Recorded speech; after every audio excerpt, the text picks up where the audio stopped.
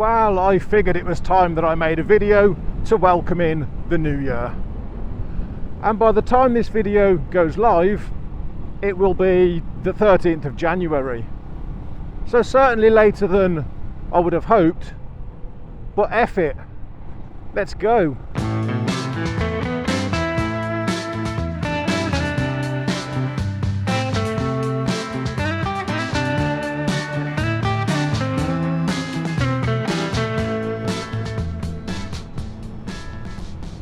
And anyone who has followed the channel will know that the reason why I'm late on this video, of course, is because we had the little Christmas bike. We had our little 3-part mini-series on the Lexmoto Vixen, which was a completely unplanned, from my perspective, a completely unplanned little project bike that fortunately didn't need a great deal of work. And I guess I could have slotted this video in amongst those 3 videos, but that little 3-part mini-series just wouldn't have felt the same if there was a random New Year video partway through. Once again, it feels great being back on this bike. It's always a pleasure to get back onto the YZF 125 and actually get out with Rafiki again. Getting back on this bike, it's like going home. It feels like home. There's such a familiarity with this bike, and I do miss it. Even if I've only missed this bike for a couple of weeks, you know, if it's only been a few weeks, 2 or 3 weeks since I've ridden this bike, still feels bloody brilliant getting back on this bike every single time. So it's 2025 then. How did 2024 treat everybody? Hopefully not too bad. I remember 12 months ago making a video talking about how great 2023 was, and I think that's something to think about when it comes to the reflections that we make toward the end of the year and into the new year, is that how one year treats us, it's such a personal thing. 2023 was brilliant. I made a lot of new friends, some of whom are very important to me. My grandson was born. We started doing bike nights. I passed my big bike test. 2023 was a banger, for me at least. I guess in hindsight, 2024 was always going to have a lot to live up to.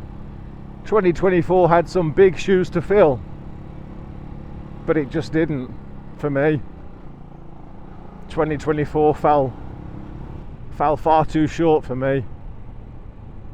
And I think it's important when we are reflecting on the year that we've had, it can be very easy to focus on the negative, focus on what went wrong, focus on what we didn't achieve.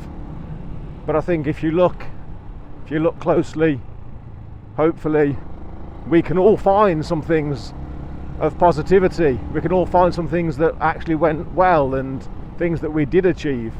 In 2024, we carried on our bike nights. We started joining day out on the milkshake run, made more friends there. My youngest son started biking, which was really nice. Really nice for me to see him on a bike, albeit he doesn't ride very often. It was still very nice to see my son on a bike. I mean, it's nice to see anyone taking up their biking journey, but when it's someone that you know, it's a friend or a relative, it's even nicer. In 2024, I ended up working on so many things that I shouldn't have worked on, and that's something that I'm going to be very mindful of for 2025, is not to work on all the shit that I shouldn't be working on. But likewise, there's lots of jobs that I've done on cars and bikes, and some of them admittedly have taken me too long because I've taken on too much, and it made 2024 a bit of a shit year, the fact that I'd taken on too much. So it is time for me to be more guarded with my time. Time is precious. Time is precious to all of us. But it's time that I stopped working on shit that I don't need to work on and started working on the shit that's mine, stuff that I need to work on. Things like the gym. Now, I go to the gym. I've been going since 2017. But people who know me personally will know that I fell off the gym wagon back in the summer. So maybe 4, 5, 6 months now that I haven't been going to the gym, and I'm back on it. Back towards the tail end of December, I'm back on it. And there's no point me looking back at 2024 and dwelling on the fact that I dropped the ball there, because it's not going to change anything. 2024 is done now. We dropped the ball on the gym, and we're back on it now for 2025. That's all you can do. Don't dwell on the shit of 2024. Fix it for 2025. If you do go to the gym, great. If you don't, I'd highly recommend it as an activity for 2025. Not only does it feel good getting back on my beloved 125, but it feels great knowing that I finally cleaned him as well. You may remember in his last couple of videos, he was absolutely filthy, covered in crap, leaves, mud, all the stuff from up in the forest. But now, well, now he is looking himself again. For how long? Who knows? But it's nice just to see some shine back in him, to see him not covered in leaves and mud and crap. But yeah, it's still the winter, so who knows how long that will last.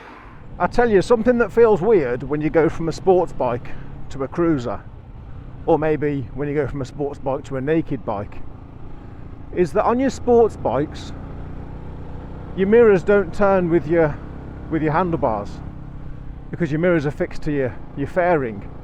And I never noticed it.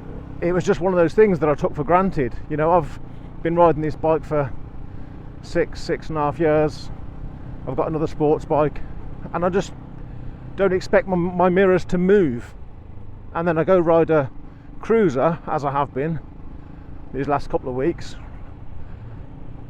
and the mirrors move with the bars, and at first it's really, really off-putting, and then you get used to it, and then you come back to a sports bike and your mirrors don't move, and that's equally as off-putting, because having ridden a cruiser, you do then get used to the fact that the mirrors do move with the bars. It's kind of weird. And something else that's a little bit weird getting back on a sports bike, as comfortable as I am on this bike, having ridden a cruiser a couple of times lately, I got accustomed to actually being able to see things in my mirrors. And when I say see things, I mean see things other than my own elbows, which is all you really get on a sports bike. And so I'm back on my sports bike now, and I'm starting to get used to my mirrors not moving, and I'm getting used to, once again, just seeing my own elbows and having to move my elbows out the way to see behind me. It's amazing what you take for granted and what you get used to. Well, it's about 3 degrees now. It was 5 degrees when I came out, and the temperature is rapidly dropping. So we will go and do a quick little pit stop, and then we'll head home. 2024, so long, I'm not going to miss you. And 2025, well, let's all make it a good one.